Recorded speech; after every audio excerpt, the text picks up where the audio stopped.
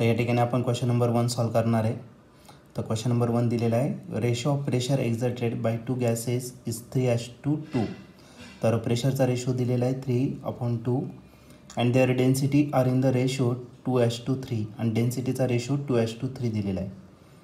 The ratio of their RMS velocity is, तर आपल्याला RMS वेलॉसिटीचा ratio या ठिकाणी फाइंड करायचा आहे। हा क्वेश्चन 2008ला आलेला होता। तर ह्याच्या 4 ऑप्शनपैकी पहिला जो ऑप्शन आहे A option 3:2, B option 1:3, C option 1 म्हणजे 1:1 लिहिता येईल आणि डी ऑप्शन 6:8। तर चला बघूया या 4 ऑप्शनपैकी आपल्या या क्वेश्चनचा आन्सर, करेक्ट आन्सर काय असेल ते।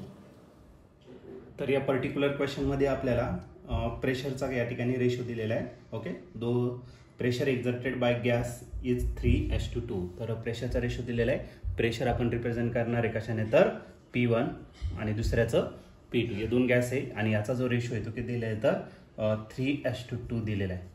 त्यानंतर आणखीन दिलेलं आहे तुम्हाला डेन्सिटी दिलेलं आहे आणि या डेन्सिटीचा जो रेशो आहे त्याला आपण ρ1 डिवायडेड बाय काय करू तर ρ2 कन्सिडर करू। हा दिलेला आहे तुम्हाला 2/3 इतका दिलेला आहे।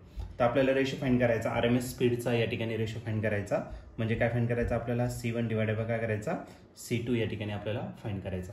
सर्वात पहिले याच्यासाठी कोणता फॉर्म्युला यूज करणार आहे तर तो बघू, प्रेशर एक्झर्टेड बाय गॅस।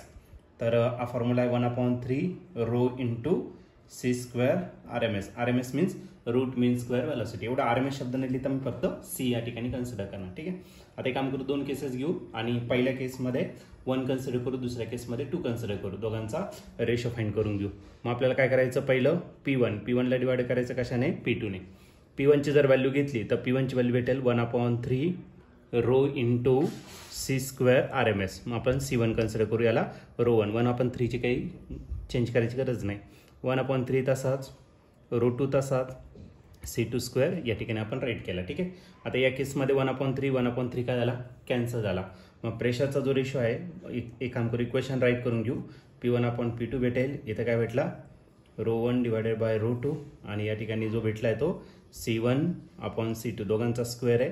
मग एक काम करतो, त्याला ब्रॅकेट टाकतो, ब्रॅकेटचं काय करतो स्क्वेअर करतो। ओके, मग आता बघा आपल्याला प्रेशरचा रेशो दिलेला आहे, P1 किती दिलेला आहे, P1 दिलेला आहे तुम्हाला 3 आणि P2चा रेशो 3/2 दिलेला आहे। डेन्सिटीचा जो रेशो आहे तो किती तर 2/3 इतका दिलेला आहे आणि या ठिकाणी करायला C1/C2 त्याचा काय झाला तर स्क्वेअर झाला। आता 3 कडे डिवाइड, इकडे काय करा मल्टिप्लाय, 3 चा किती झाला 9, 2 चा किती झाला 4 आणि राहिला अजून C1/C2 त्याचा काय झाला स्क्वेअर। आता याचं काय करू आपण, स्क्वेअर रूट घेऊन टाकू, टेकिंग स्क्वेअर रूट।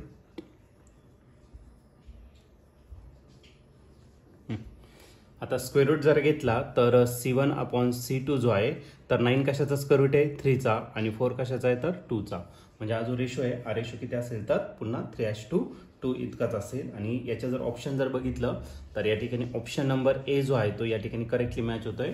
मग या क्वेश्चनचं जे आन्सर असणार आहे ते ऑप्शन ए असेल। ऑप्शन ए म्हणजेच काय आपलं 3:2।